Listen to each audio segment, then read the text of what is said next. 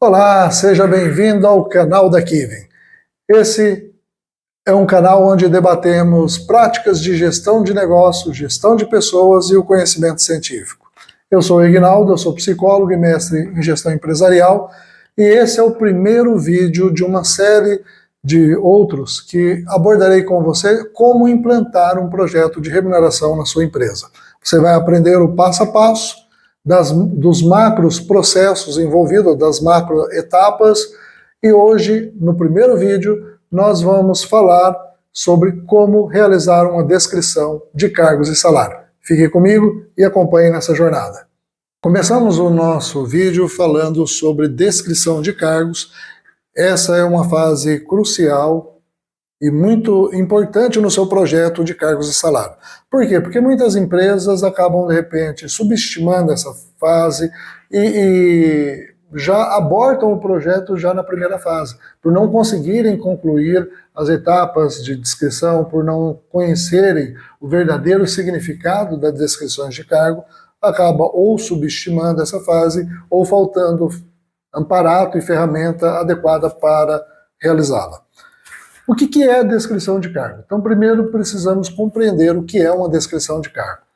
Falando de modo bastante direto e objetivo, descrição de cargo nada mais é do que você detalhar as atividades, todas as responsabilidades que são necessárias, quais os requisitos, e agrupar esse detalhamento de uma forma sintética, né, numa descrição. Então você vai sistematizar essas informações, né, de modo que você vai ter um produto final chamado descrição de cargos.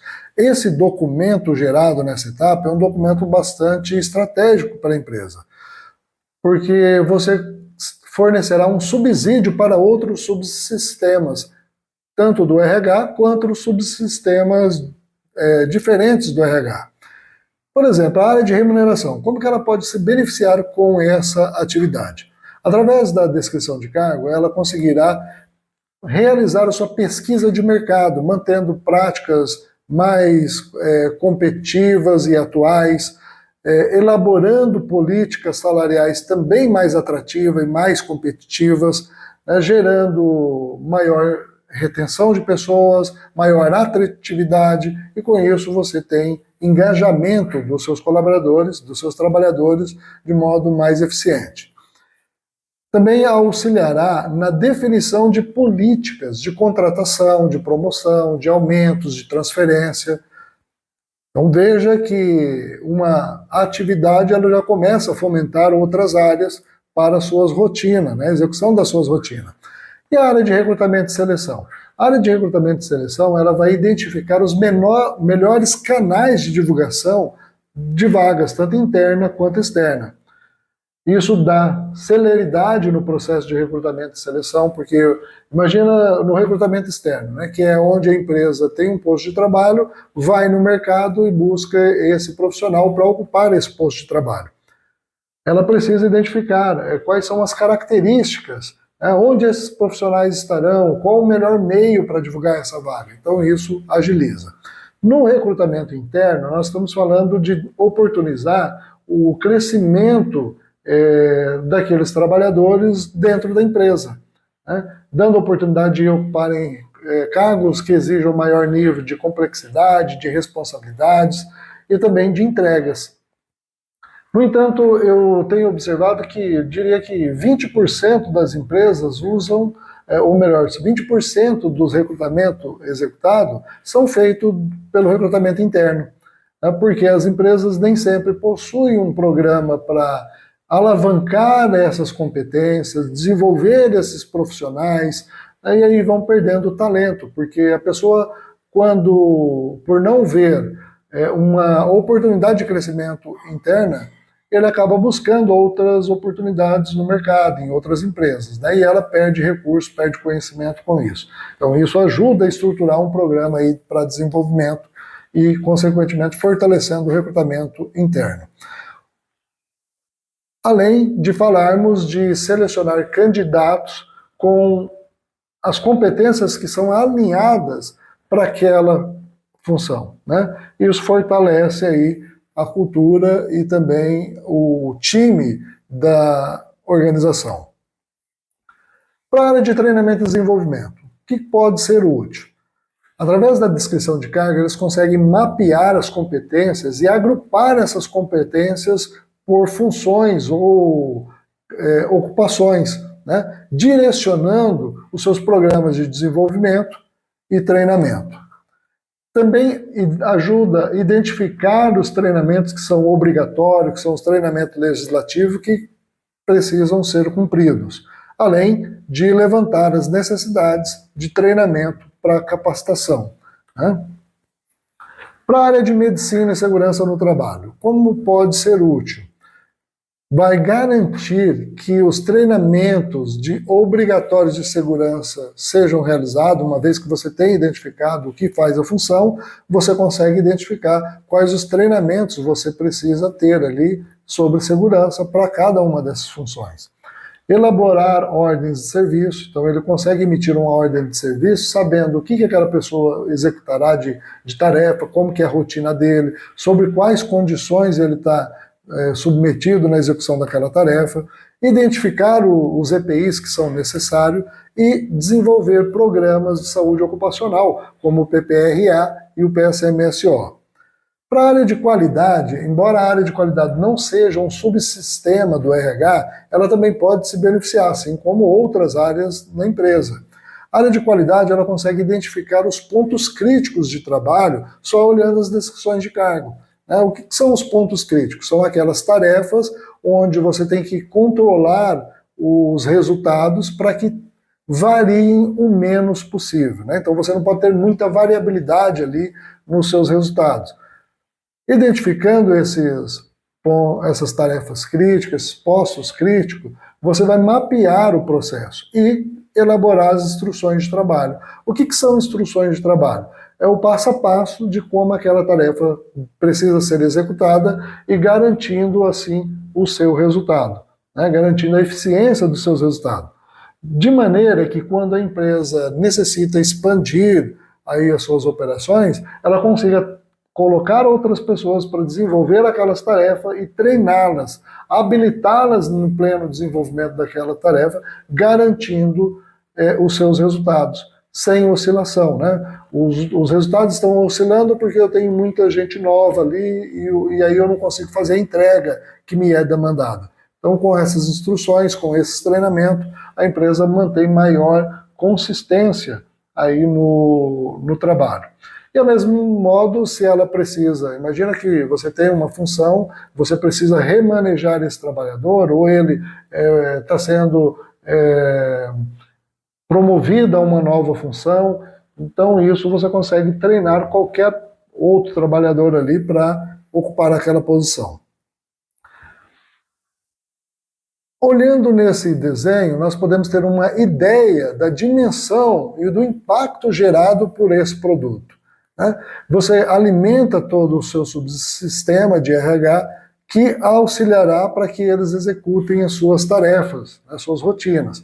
Com isso, nós falamos da saída de um RH puramente operacional, preocupado só com os cumprimentos legislativos e as rotinas trabalhistas, e ele passa a agir mais como parceiro do negócio. Ele passa a ser uma ação estratégica, ele começa a pensar o negócio, começa a fomentar outras áreas, e isso vai dando alinhamento em todos os processos. Todos os processos estão falando a mesma língua e, consequentemente, reforçando na obtenção dos resultados. Mas para fazer uma descrição, alguns conceitos que a gente precisa compreender. Primeiro, que cargos são de uso geral. Então você vai ter uma nomenclatura que pode estar distribuída ou espalhada em vários departamentos. Você pode ter lá o cargo de secretário, de auxiliar, de analista, de assistente e departamentos diferentes, como um analista do setor jurídico, um analista contábil, um analista fiscal, um analista na área de produção, e aí diferentes áreas. Então sempre quando a gente fala de cargo, nós estamos falando da ocupação oficial daquele trabalhador. E quando nós falamos de função, nós falamos numa atribuição mais específica, né? Então seria quase o objetivo pelo qual aquele cargo existe. Tá? Então, isso nós falamos e compreendemos como função. E quando eu falo de tarefa, eu tenho que entender que tarefas são as rotinas ali do dia a dia. Todo o esforço que é demandado daquele trabalhador para um determinado fim. Um exemplo, nós podemos ter o cargo de assistente administrativo, a função dele ser controle e a tarefa dele ser cadastrar movimentação de produtos no sistema. Eu posso ter um assistente administrativo em um outro setor com função diferente e tarefas diferentes. Né? É claro que aqui a tarefa está simplificada, você vai ter um conjunto de tarefas, né, para realizar. Outra forma também de compreendermos essa classificação é quanto ao cargo júnior ou trainee. Então, quando eu menciono no cargo júnior, eu estou falando de pessoas que estão iniciando a carreira, que ele executa atividades repetitivas, né? São mais rotina, não tem muita variabilidade ali na sua rotina. E ele terá até 2 anos de experiência e demanda de uma supervisão mais direta, mais envolvida ali com a tarefa.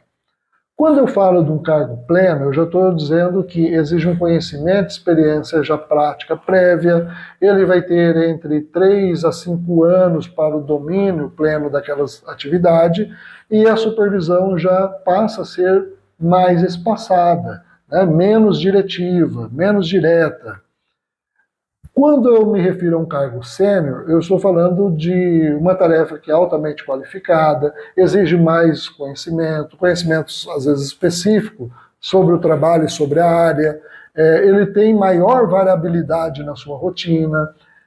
Em geral, ele leva em torno de 5 anos ou mais para adquirir as competências, os recursos necessários para o pleno desenvolvimento daquela ocupação. E a monitoria ou a supervisão direto sobre aquela tarefa, ela já é mais espaçada, de modo mais generalizado.